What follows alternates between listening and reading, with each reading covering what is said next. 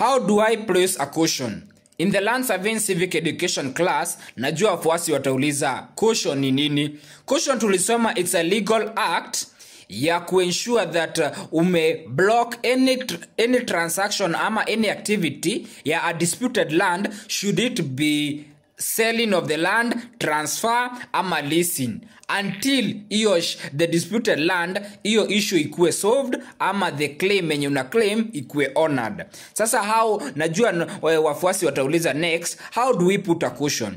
Caution unafaa kwenda you should first have a valid reason na have a documentation in approve ile reason. Ukikuwa na ile reason unaenda in the registry, unajaza form number, unafill form ambayo inaitwa land registration form number 67.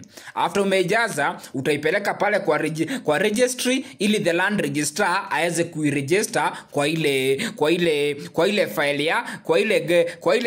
ya ile shamba. After ameangalia the valid reason, atatumia land registration form number 68 kuinform the owner, update the owner that kuna hii caution imewekwa juu ya hii reason. Najua utashangaa hawa interested party wenye wanaweza kuweka caution ni kina nani. Tulisema kama shamba we ni spouse, unaweza kuwa na spouse interest. Maybe ni matrimonial property na utaki ile shamba spouse wako auze bila ruhusa yako. Interested party anaweza kuwa nani? Ile shamba iko na dispute. Ikiwa na dispute na maybe iko na 3 owners, sasa nyinyi owners because mko interested pale, unasema transaction yote isitendeke mpaka mwenyewe atambulike. Hii kitu iko na kesi kotini. Ikiwa na kesi kotini, tulisema aje maybe iko na kesi ya fraudulent ama fake title deed ama double location. So mpaka sasa kutambulike ni nani, unaweza weka caution. Tulisema pia ukipewa shamba kama collateral, ile kampuni ilikupea kama loan collateral itasema huyu jamaa amekuja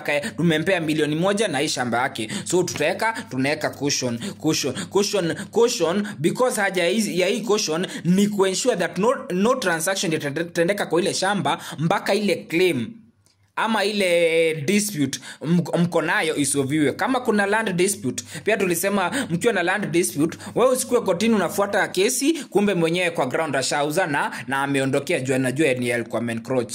So again pia tulisema ongoing due diligence. Wewe hii shamba yako ushanunua, umekubaliana tunalipa 4 million, ushaeka $1,000,000, umekubali na installments venye unalipa, in the process ya kulipa la ensure nini? Ensure umeweka caution. Interested party mwingine anaweza kuwa nani? Tulisema pia government inaweza eka caution kwa sababu maybe government ni Kagundo Road na inataka kuexpand. So ikitaka kuexpand lazima iko na ile right of eminent, ile ni compulsory acquisition, itakuwa zile shamba na after compensate the owner. So government itaweka caution. So that is Land Civic Education class.